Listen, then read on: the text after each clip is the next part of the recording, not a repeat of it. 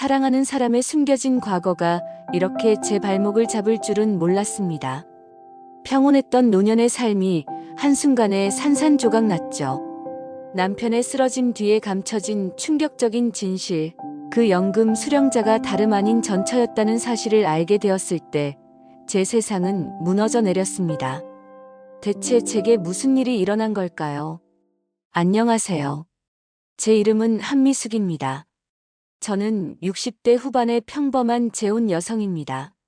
첫 결혼에서 아픈 기억을 가지고 있었지만 강대성 씨를 만나면서 제 삶에도 다시금 따뜻한 햇살이 비추는 것 같았어요. 대성 씨는 저보다 7살 많은 70세였지만 저희는 서로에게 둘도 없는 반려가 되어 주었습니다. 저에게는 전 남편과의 사이에 둔 두 아이가 있었지만 대성 씨는 자식이 없어 더욱 저를 아껴주고 의지했죠. 저희는 소박한 행복을 꿈꾸며 잔잔한 노년을 함께하기로 약속했습니다. 매일 아침 함께 산책을 하고 저녁이면 마주 앉아 따뜻한 차를 마시며 하루의 소소한 이야기들을 나누는 것이 저희 삶의 전부이자 행복이었어요. 남들처럼 드라마틱한 삶은 아니었지만 이 정도의 평온함이라면 제 남은 생을 편안하게 마무리할 수 있을 것이라 생각했답니다. 그렇게 믿었습니다. 그러던 어느 날 평화로웠던 저희의 일상은 갑작스러운 그림자로 뒤덮였습니다. 대성 씨가 아침 식사를 하던 중 갑자기 쓰러진 겁니다. 그 순간 제 심장은 쿵 하고 바닥으로 떨어지는 것 같았어요. 허둥지둥 119를 부르고 들것에 실려나가는 대성 씨의 뒷모습을 보면서 저는 그저 제발 아무 일 없기를, 다시 일어나 저를 보고 웃어주기를 간절히 바랐습니다. 병원에 도착해서도 저는 대성 씨 곁을 떠날 수 없었어요. 중환자실에 누워 미동도 없는 대성 씨를 보면서 마음이 찢어지는 것 같았습니다. 의사 선생님은 경과를 지켜봐야 한다고 했지만 그의 표정에서 저는 좋지 않은 예감을 읽을 수 있었어요. 병원에 머무는 시간이 길어질수록 경제적인 부담은 점점 더 커져갔습니다. 간병인 비용의 병원비까지 제가 혼자 감당하기에는 버거운 금액이었어요. 저는 자연스럽게 대성 씨의 연금에 기댈 수밖에 없다고 생각했습니다. 그동안 대성 씨는 연금으로 생활비를 충당해왔기에 연금이야말로 저희의 마지막 보루나 다름없었거든요. 불안한 마음으로 연금공단에 연락해 연금 수령에 대해 문의했습니다. 제 신분을 밝히고 배우자인 제가 대성 씨의 연금을 받을 수 있는지 확인하려 했죠. 수화기 너머의 직원은 친절하게 안내를 해주었어요. 그런데 잠시 후 그 직원이 뱉은 말은 제 귀를 의심하게 만들었습니다. 고객님의 배우자분 연금 수령자는 다른 분으로 등록되어 있으신데요. 저는 제 귀를 의심했어요. 아니, 대체 무슨 소리인가 싶었죠. 제가 그의 법적인 아내인데 다른 사람이 연금 수령자라니요? 저는 당황스러운 마음에 다시 물었습니다. 다른 분이라니요? 제가 아내 한미숙입니다. 직원은 잠시 기다려달라고 하더니 곧이어 믿을 수 없는 이름을 제게 알려주었습니다. 그 이름은 바로 강대성 씨의 전처였습니다. 제 심장이 쿵 하고 내려앉는 것 같았습니다. 이럴 수는 없었죠. 대체 어떻게 이런 일이 있을 수 있는 걸까요? 대성 씨는 저와 재혼한 이후 단 한 번도 전처에 대한 이야기를 꺼낸 적이 없었어요. 저희는 모든 것을 공유하고 있다고 생각했는데 이럴 수가 있나요? 저는 머릿속이 새하얗게 변하며 아무 생각도 할 수 없었습니다.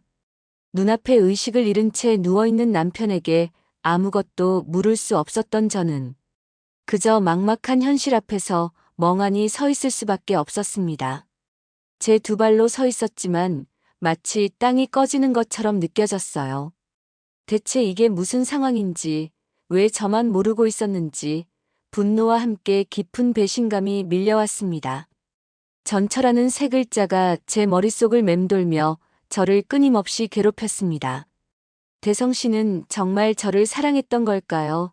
아니면 그저 자신이 외롭지 않기 위한 방편으로 저를 선택했던 걸까요? 수많은 질문들이 저를 덮쳐왔지만 답해줄 이는 아무도 없었습니다.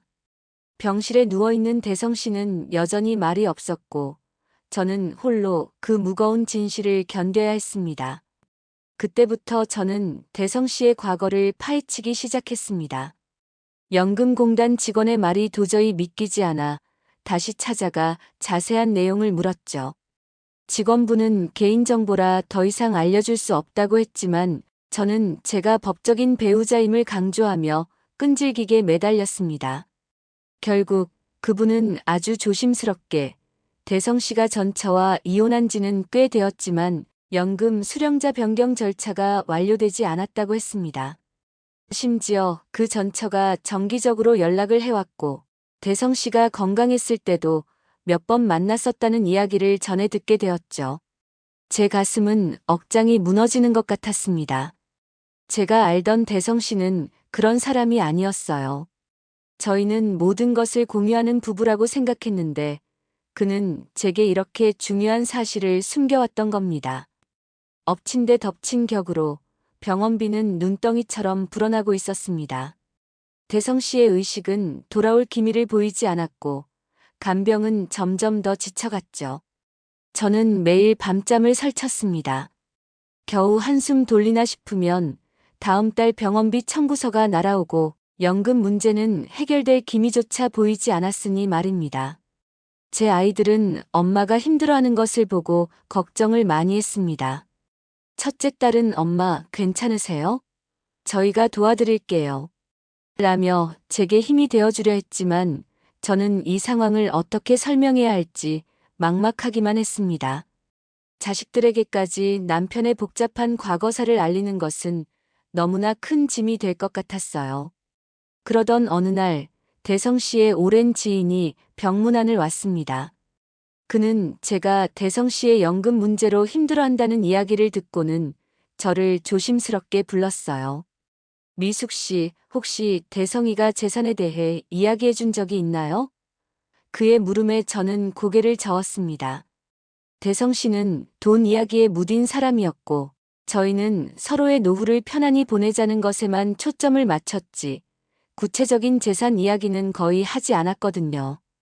그 지인은 한숨을 쉬며 대성 씨가 사실 상당한 재산을 가지고 있었고 심지어 그 재산 중 일부가 아직 전처의 명의로 되어 있다고 했습니다. 저는 그 자리에서 주저앉을 뻔했습니다. 연금 문제만으로도 충분히 힘들었는데 이제는 재산까지 얽혀 있다니요. 머릿속이 복잡해졌습니다. 대성 씨가 왜 제게 이 모든 사실을 숨겼을까요? 혹시 저를 믿지 못했던 걸까요? 아니면 제가 부담스러워할까봐 배려했던 걸까요? 배신감과 서운함이 뒤섞여 저를 더욱 힘들게 했습니다. 제가 그를 믿고 제 남은 삶을 걸었는데 그는 저에게 가장 중요한 부분들을 철저히 감춰왔다는 사실이 저를 아프게 했습니다. 제가 알던 강대성 씨가 정말 맞는 사람인가 하는 의구심마저 들기 시작했어요. 저는 이제 이 문제를 어떻게든 해결해야 한다고 생각했습니다. 제 삶과 미래가 걸린 문제였으니까요. 잠 못 이루는 밤이 계속되면서 저는 점점 더 초조해졌습니다. 사랑하는 남편이 쓰러져 있는데 그의 과거사 때문에 마음 편히 간병조차 할 수 없는 현실이 너무나 원망스러웠습니다. 도대체 무엇이 진실이고 어디까지가 거짓인지 알 수 없다는 사실이 저를 가장 괴롭혔어요. 결국 저는 법률 전문가를 찾아갔습니다. 변호사님께 대성 씨의 연금 문제와 전처 명의로 되어 있다는 재산 이야기를 털어놓았죠. 제 이야기를 들은 변호사님은 난감한 표정을 지으셨습니다. 연금 수령자가 배우자가 아닌 다른 사람으로 지정되어 있다면 법적으로 변경 절차를 거쳐야 하는데 배우자분이 쓰러지셔서 쉽지 않습니다. 게다가 재산 문제까지 얽혀 있다면 상황이 더 복잡해질 수 있습니다. 변호사님의 설명은 제게 절망감을 안겨주었습니다. 대성 씨가 의식이 없으니 저 혼자서는 아무것도 할 수 없는 상황이었으니까요. 하지만 저는 포기할 수 없었습니다. 제 남은 인생이 달린 문제였으니까요. 며칠 밤낮을 고민한 끝에 저는 결국 대성 씨의 전처를 상대로 소송을 제기하기로 결심했습니다. 법적 다툼은 제게 익숙하지 않은 영역이었고 큰 부담으로 다가왔지만 이대로 주저앉을 수는 없었죠. 변호사님은 이 싸움이 결코 쉽지 않을 것이라고 경고하셨습니다. 하지만 저는 마음을 단단히 먹었습니다. 제가 대성 씨의 법적 배우자이고 그의 간병을 책임지고 있는데 이대로 아무것도 받지 못하고 물러설 수는 없다고 생각했어요. 소송이 시작되자 대성 씨의 전처와 직접 마주할 수밖에 없었습니다. 법정에서 그녀를 본 순간 저는 이루 말할 수 없는 감정에 휩싸였습니다. 그녀는 저를 싸늘한 눈빛으로 바라보았고 저는 그 시선에서 묘한 적대감을 느꼈습니다. 그녀는 대성 씨와의 오랜 결혼 생활과 그동안 그의 재산 형성에 자신이 기여한 바가 크다고 주장했습니다. 또한 이혼 후에도 대성 씨가 자신에게 재정적인 도움을 주었으며 연금 수령자 지정도 당시 합의된 사항이라고 덧붙였어요. 그녀의 말은 제 가슴을 후벼 팠습니다. 대성 씨가 저와 재혼하기 전까지도 전처와 이렇게 깊이 얽혀 있었다니 저는 그가 제게 얼마나 많은 것을 숨겨왔는지 깨달으며 큰 충격을 받았습니다. 법정에서는 대성 씨가 왜 연금 수령자를 바꾸지 않았는지 그리고 왜 재산 일부가 전처 명의로 남아 있었는지에 대한 진실 공방이 이어졌습니다. 변호사님은 대성 씨가 이혼 후에도 전처와의 복잡한 재정 관계를 깔끔하게 정리하지 못했고 저와 재혼하는 과정에서 자신의 과거가 제게 부담이 될까봐 이 모든 사실을 굳게 숨겼을 것이라고 추측했습니다. 또한 연금 수령자 변경과 같은 절차를 미루다가 갑자기 쓰러지게 된 것이라고 설명했습니다. 그제야 모든 퍼즐이 맞춰지는 것 같았습니다. 대성 씨는 저를 상처 주기 위함이 아니라 그저 저를 잃을까봐 두려워 숨겼던 것일지도 모른다는 생각에 마음 한편이 아려왔습니다. 하지만 그를 이해하려는 마음과 별개로 현실은 저에게 너무나 가혹했습니다. 저는 법정에서 저의 정당한 권리를 주장해야 했습니다. 법정에 서는 매 순간이 고통스러웠지만 저는 제 자신을 위해 그리고 병상에 누워있는 대성 씨를 위해 굳건히 버텨야 한다고 다짐했습니다. 전처는 법정에서 대성 씨와 자신이 수십 년간 부부로 살아왔으며 그의 연금이 형성될 당시에도 함께 가정을 꾸렸음을 강조했습니다. 이혼은 했지만 여전히 자신에게는 대성 씨의 노후를 책임져야 할 도의적인 책임이 있었고 그래서 연금 수령자를 변경하지 않았던 것이라는 주장을 펼쳤죠. 또한 대성 씨가 건강했을 때도 자신에게 꾸준히 생활비를 보태주었으며 그것이 일종의 합의였다는 듯이 말했습니다. 저는 그 말을 들으며 속으로 피눈물을 흘렸습니다. 과연 그것이 도의적인 책임이었을까요? 아니면 그저 자신의 이익을 위한 명분에 불과했을까요? 제가 그의 옆에서 아픈 대성 씨를 간병하며 모든 것을 감당하고 있는데 그녀는 과거의 인연을 내세워 모든 것을 가로채려 한다는 생각에 울분이 터졌습니다. 저희 변호사님은 제가 대성 씨의 현재 법적 배우자이며 그가 쓰러진 후 제가 홀로 그의 간병과 병원비 등 모든 경제적 부담을 감당해왔다는 사실을 강조했습니다. 대성 씨의 노후를 책임져야 할 사람은 다름 아닌 현재의 배우자인 저이며 연금은 저의 생계와 직결된 문제라고 호소했죠. 또한 대성 씨가 연금 수령자 변경 절차를 완료하지 못하고 쓰러진 것은 어디까지나 그의 건강 문제 때문이며 그 책임이 저에게 돌아올 수는 없다고 주장했습니다. 법정에서는 복잡한 법리와 감정적인 호소가 뒤섞여 격렬한 공방이 이어졌습니다. 이 모든 과정에서 저는 단순히 연금과 재산을 넘어 대성 씨가 저를 진정으로 사랑했는지 그리고 저희의 결혼이 단지 형식적인 것에 불과했던 것은 아닌지에 대한 깊은 의심과 회의감에 휩싸였습니다.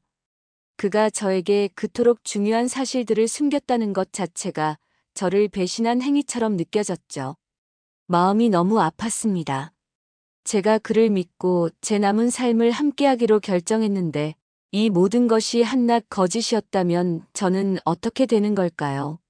제 아이들은 이런 저를 보며 많이 걱정했습니다. 딸아이는 엄마 너무 힘들어하지 마세요. 저희가 옆에 있잖아요.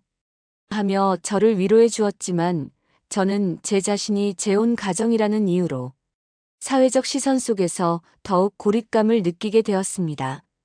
주변의 시선이 마치 제가 돈 때문에 소송을 건 파렴치한 사람으로 비추는 것 같아 괴로웠습니다. 저는 단지 저의 정당한 권리를 주장하고 싶었을 뿐인데 말입니다. 매일 밤 법정에서의 날 선 대립과 대성 씨의 과거에 대한 회의감 속에서 저는 잠 못 이루고 뒤척였습니다.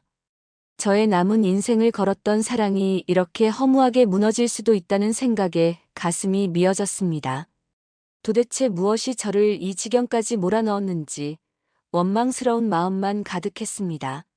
몇 번의 공판이 더 진행되고 드디어 판결이 내려지는 날이었습니다. 저는 심장이 터질 듯한 긴장감 속에서 판사님의 입을 주시했습니다. 판사님은 길고 복잡한 법리적 설명을 이어갔습니다.